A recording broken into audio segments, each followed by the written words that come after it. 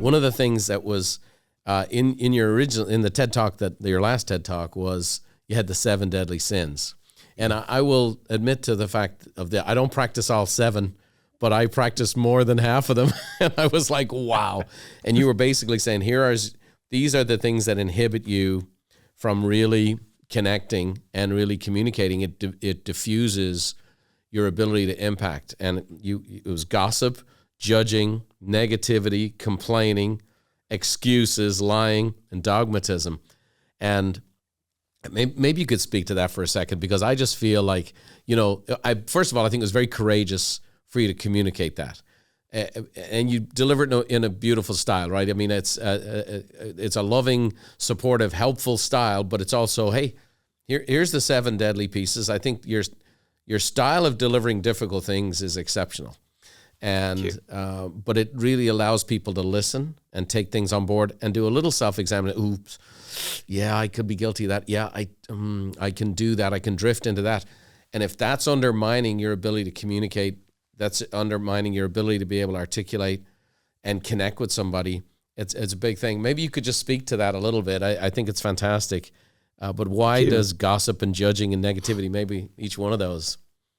Well, the thing is about these, they're not evil. They're not, I half jokingly call them the 7 deadly sins. And I think I did say in the TED Talk, that I'm not saying you should ban these things from your life and you're a bad person if you do them.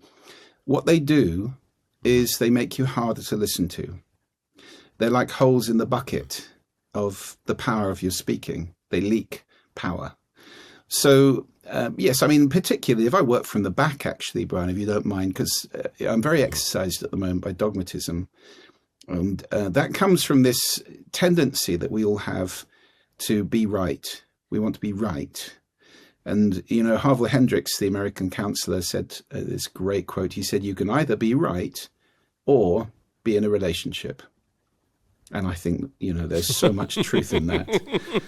So, being right is such a powerful, it's ego-driven. And, I'm a great fan of lots of work around ego and starting to become aware of the ego.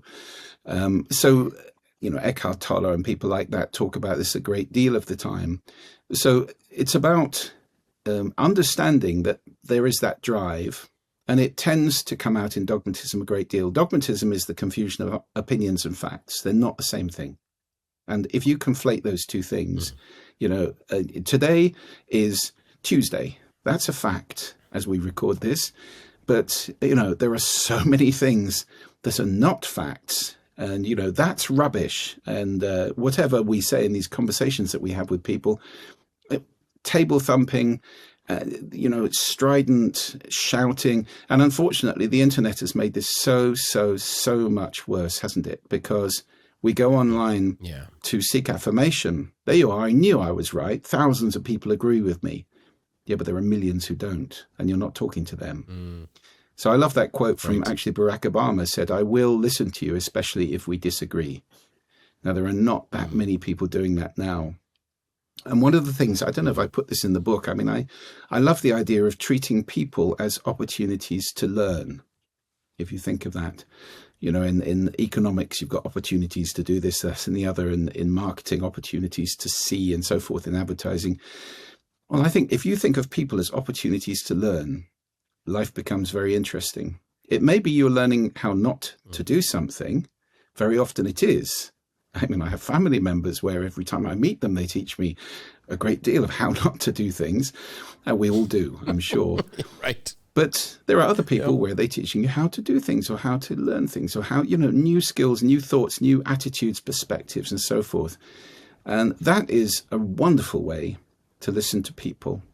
So that tends to shred the dogmatism a little bit. I'm quite keen on hearing things I disagree with and test them, try them on. Maybe they're even right. Who knows? Whatever that means. Yeah. Or there's something I can learn from them, right? I mean, we live in this dogmatic world. It's bizarre. Absolutely. So we got polarization. The lost art of debate, discussion. Exactly. Rhetoric's gone. It's now just it's sound bites and trashing people and trolling and all the rest of the stuff that goes on, which is very, very sad. So I think there's, if you unpack these 7 deadly sins, actually, any one of them, you can actually get quite deep into the behavior and what's behind it.